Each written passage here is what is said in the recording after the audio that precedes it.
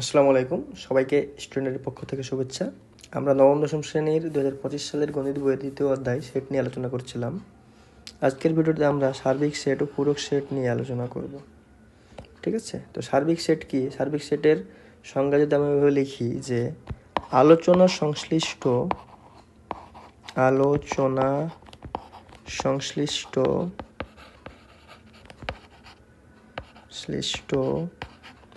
সকল সেট যদি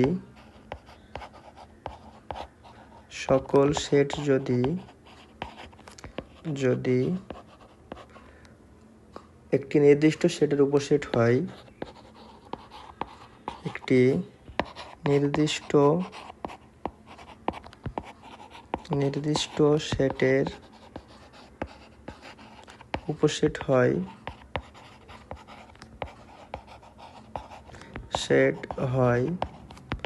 তবে ওই নির্দিষ্ট সেটকে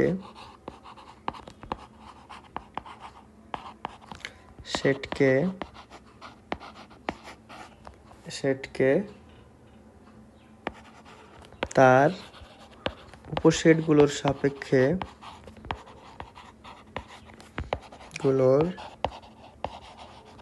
সাপেক্ষে সার্বিক সেট বলে।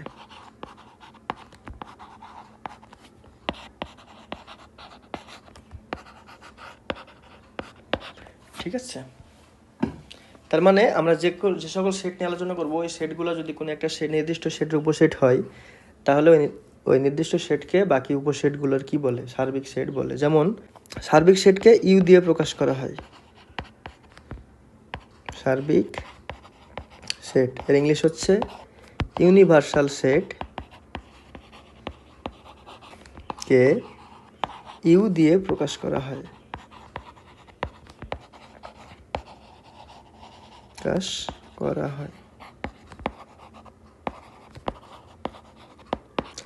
একটা সেট যদি এ সমান 1 2 3 4 5 হয়, বি সমান 2 4 6 8 10 12 হয়, সি সমান 1 3 5 7 9 11 13 হয়, বা এভাবে চলতেই থাকে ডট ডট ডট।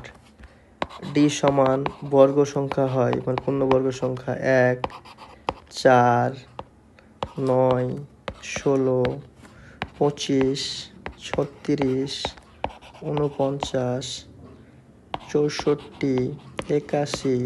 ঠিক আছে না? এই সবগুলাই কি, এই আমি কোথাও এই চারটা সেট নিয়ে আলোচনা করছি।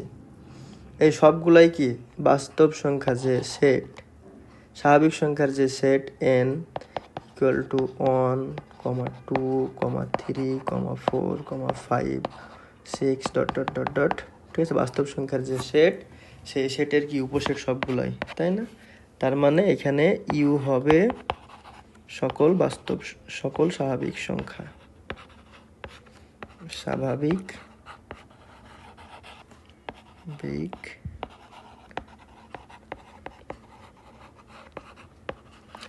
ঠিক আছে, সকল স্বাভাবিক সংখ্যার সেট এখানে হবে কি আমাদের সেই সার্বিক সেট। ঠিক আছে, কারণ এই সবগুলো সেটই হচ্ছে এই সকল স্বাভাবিক সংখ্যার সেটের উপসেট। ঠিক আছে, এবং যখন আমরা ভেন চিত্র লিখবো, ভেন চিত্রে এই সার্বিক সেটকে নর্মালি এভাবে প্রকাশ করা হয়, আয়তাকার আকারে প্রকাশ করা হয়। ঠিক আছে, এবার আসি পূরক সেট। পূরক সেটের ইংলিশ হচ্ছে কমপ্লিমেন্ট অফ এ সেট।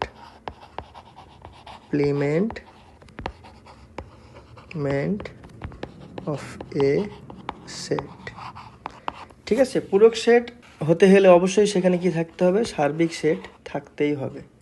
ঠিক আছে, কোনো একটা সার্বিক সেট থেকে এই যে ইউ যদি সার্বিক সেট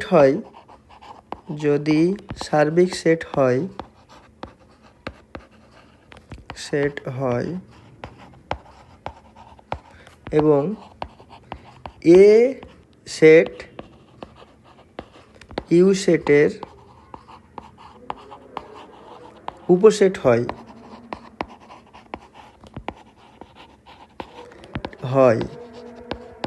তবে ইউ সেট হতে এ সেট বাদ দিয়ে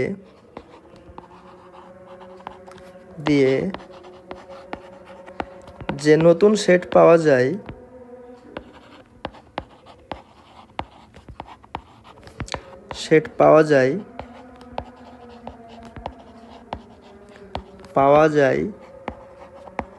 তাকে এ সেটের পূরক সেট বলে।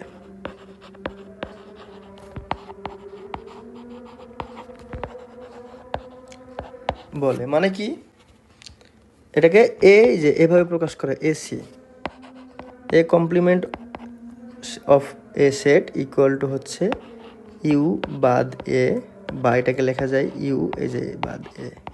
মানে সার্বিক সেট থেকে এ সেটের উপাদানগুলো বাদ দিলে বাকি যে উপাদানগুলো থাকে সেগুলোই হচ্ছে আমাদের পূরক সেট, এ সেটের পূরক সেট। যেমন ইউ একটা সেট যদি হয় সার্বিক সেট 1, 2, 5, 7, 9, এবং এ হচ্ছে একটা সেট আমার 2, 7, 9, তাহলে এ এর কমপ্লিমেন্ট হবে ইউ থেকে এ বাদ দিলে যেটা পাওয়া যায় ইউ মাইনাস এ সমান 1, 2, 5, 7, 9 মাইনাস 2, 7, 9। আমরা কিভাবে বাদ দিতে হয় সেটা শিখেছি। এখানে 2 আছে, 2 বাদ, 7 আছে, 7 বাদ, 9 আছে, 9 বাদ, তাহলে কি থাকে 1 আর 5। এই 1 আর 5 এর সেট হচ্ছে এখানে এ এর কমপ্লিমেন্ট বা পূরক সেট। ঠিক আছে, এ এর পূরক সেট। এখন যদি এটা আমরা ভেন চিত্রের মাধ্যমে দেখি, যে ভেন চিত্রে এটা একটা সার্বিক সেট ইউ, ঠিক আছে, এবং এখানে একটা সেট দেওয়া আছে আমাদের এ সেট, ঠিক আছে, এটা হচ্ছে এ সেট। তাহলে এই সার্বিক সেট থেকে এই পুরাটা থেকে এ বাদ দিলে যেটা পাওয়া যাবে সেটা হচ্ছে পূরক সেট। তার মানে এই বাইরের এই অংশগুলা, এই বৃত্তটার বাইরে ইউ এর যে অংশগুলো থাকে আয়তক্ষেত্রে, সেই অংশগুলো হচ্ছে কি এর পূরক সেট। তার মানে এগুলো হচ্ছে এর পূরক সেট। তো পূরক সেটটাকে যদি আমি এভাবে ব্লু কালি দিয়ে মার্ক করি, তাহলে যেগুলো হবে এই যে সার্কেলের বাদে বাইরের অংশ, ঠিক আছে।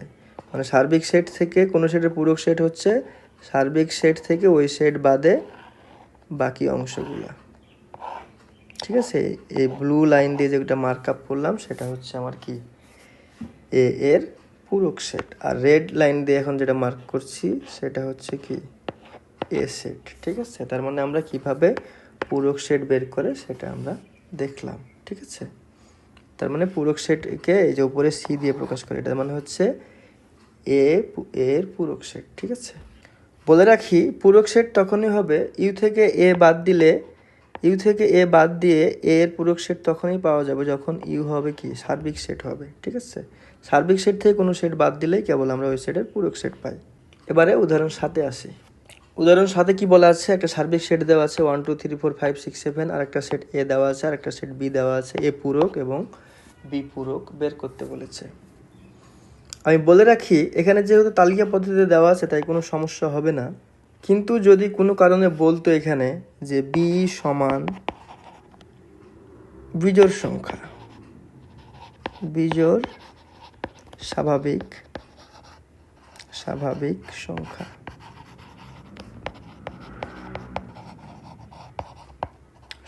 তাহলে কি হতো, বিজোড় স্বাভাবিক সংখ্যা হলে বি এর জায়গায় কি 1, 3, 5, 7, 9, 11 আসতেই থাকতো না, 1, 3, 5, 7, 11 আসতেই থাকতো না। যেহেতু এখানে সার্বিক সেট দেওয়া আছে তাহলে এই সার্বিক সেট বাদে বাকি সেটগুলো অবশ্যই এই সার্বিক সেট ইউ এর উপসেট হতে হবে।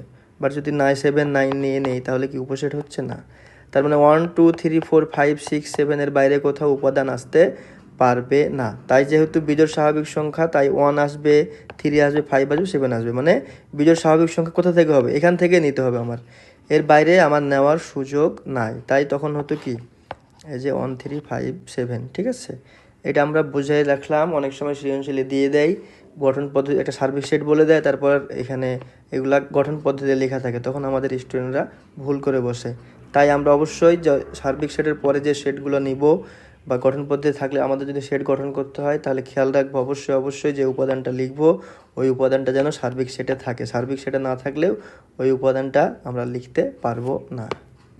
এবার আমরা কি বলেছে, এ পূরক ও বি পূরক। তো আমরা কি জানি, এ পূরক সমান ইউ বাদ এ।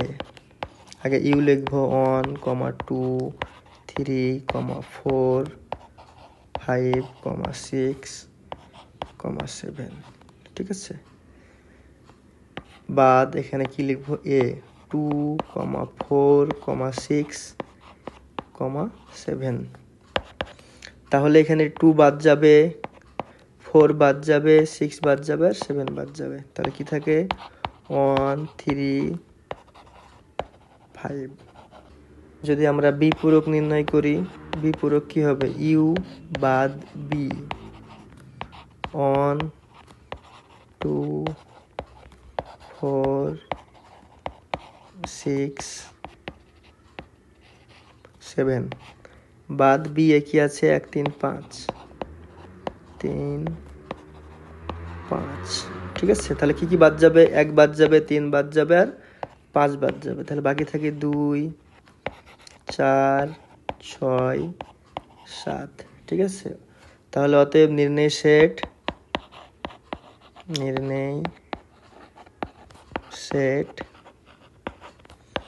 এ পূরক সমান 3, 5, বি পূরক সমান 2, ঠিক আছে। ওকে, তাহলে আমরা আজকের ভিডিওতে কি শিখলাম, সার্বিক সেট ও পূরক সেট নিয়ে আলোচনা করলাম। আশা করি আপনারা সার্বিক সেট এবং পূরক সেট বিষয়টা ভালো মতো বুঝতে পেরেছেন। আজকের ভিডিওটা এই পর্যন্তই। ধন্যবাদ সবাইকে।